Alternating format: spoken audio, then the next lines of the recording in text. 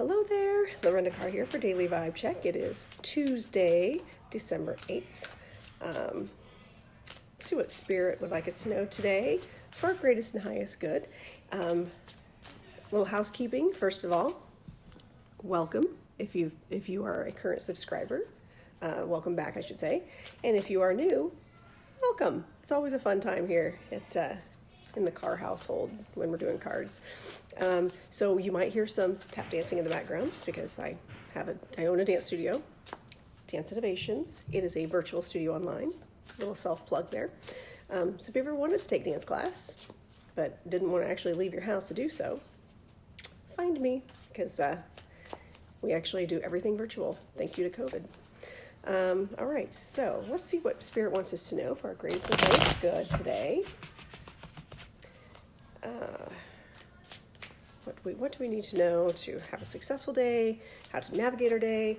I'm not all about predicting doom and gloom, but sometimes if negative things are going to be heading your way, for whatever reason, planetary alignment, someone else having a bad day, it's always good to have a plan. Have a backup plan in place. How are you going to deal with that person that might be coming at you today? And you're like, whoa, I knew this was going to happen. That Lorinda Carr said it was going to happen today. How am I going to deal with it? Great, I got a plan. I know how I'm going to fix it. I know I'm going to raise my vibration. Or how do you avoid it totally? You raise your vibration, and then all that negativity will not happen. You might be able to witness it from afar and go, oof, glad I missed that. Okay, so let's see what Spirit wants us to know today. I knew I was going to pull an upside down card. All right, so today is Four of Swords upside down. The reversed of Four of Swords. So this card can actually mean, when it's upright, it's contemplative. It's really taking the time to sit back and go, okay, so now I've done steps 1, 2, and 3. Where do I really need to go next? What is next for me?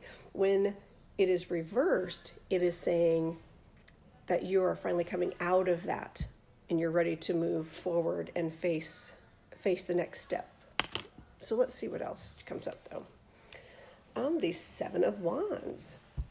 So this is taking a defensive posture. You can see he's like, yeah, I got on my wands and try to get past my barrier. Try it. I dare you. Yeah, it's not a negative card. It's just saying, standing your ground. So maybe there's something you've been kind of putting off making a decision about, or you've been faced with a situation that you're like, I don't even know how to react to this right now. Maybe it's maybe you need to stand your ground. Maybe it's time just to stand your ground. Stand up for yourself, stand up for a situation, stand up for someone else. It's just time to stand your ground. Let's see. Let's find out what the Celebrate card is today. What are we standing our ground about? What are we celebrating that we get to stand our ground about?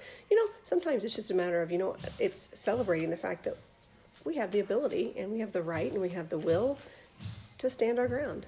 And we can make changes in our lives as a result. Okay, what cards? Loyalty. Interesting. Now, some people feel like if they stand their ground, they're not being loyal to someone. I think that's actually quite opposite. And loyalty to yourself is very important, to your soul, to your destiny, we know what we're supposed to be doing instinctively. We know deep down what feels good and what doesn't. And if it's okay to stand up for yourself, to evaluate and stand up for yourself.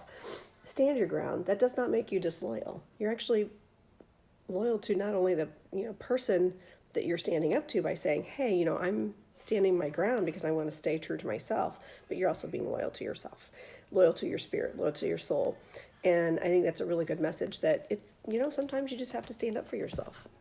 And if you've been kind of in that weird contemplative mode, like, I don't know how to, whether it's a boss, or even just a coworker or a friend, you're like, I take a lot of, I've really thought about this, that you brought this issue came up, and then before, it might even be challenging you to say, hey, before you take a defensive posture, take the time to think about this, think it through.